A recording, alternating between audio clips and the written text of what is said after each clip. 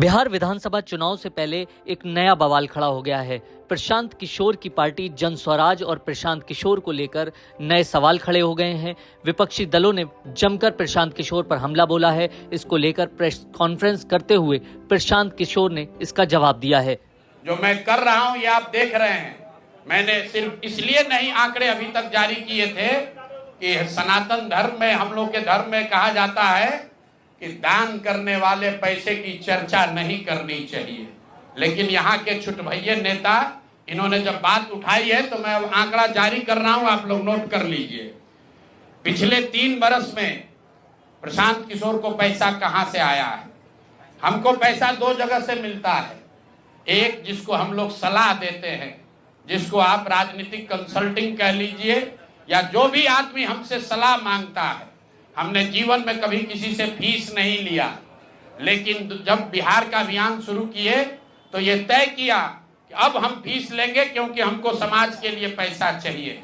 तो 2021-22 से जिसने भी प्रशांत किशोर से मदद ली है, जिसने भी हमसे सलाह लिया है, वो चाहे कंपनी हो या पॉलिटिकल पार्टी, पहली बार अपने जीवन में मैंने ये भी किया है कि अगर कंपनी को भी, किसी बड़े बिजनेस हाउस को भी मेरे से सलाह चाहिए, उसका मैं फीस लेता हूं। प्रशांत किशोर ने जवाब देते हुए बताया कि टोटल उनकी आमदनी कितनी हुई, उन्होंने जीएसटी कितने रुपए का भरा, इनकम टैक्स उन्होंने कितना दिया, और साथ ही साथ जन स्वराज को उन्होंने कितने पैसे दान किए हैं।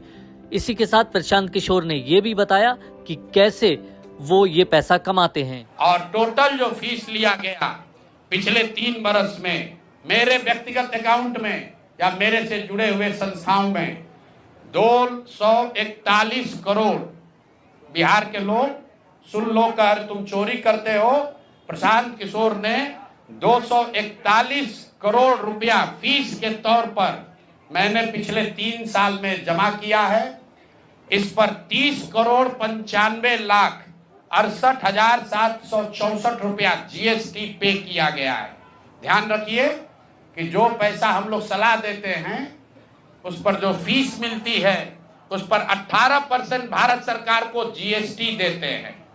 तो 241 करोड़ रुपया हमने फीस के तौर पर लिया 3 बरस में, और उस पर 30 करोड़ 95 लाख रुपया हमने जीएसटी भरा।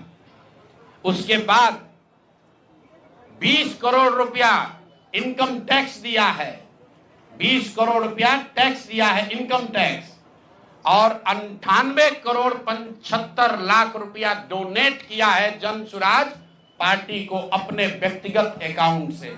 हमको कहता है पैसा कहां से लाते हैं, हम लोग चोर नहीं हैं। 98 करोड़ रुपया अपना व्यक्तिगत पैसा मैंने जो बच गया खर्च के बाद, ये तय किया है कि जीवन में जो भी पैसा कमाएंगे इस 10 साल में, ये सब बिहार की व्यवस्था को सुधारने के लिए लगाएंगे। अगला स्टेशन आपकी मनचाही मंजिल खुशहाली है। खुशहाली के दरवाजे चारों ओर से खुले रहेंगे। किसान इंडिया के साथ यात्रा करने के लिए आपका धन्यवाद।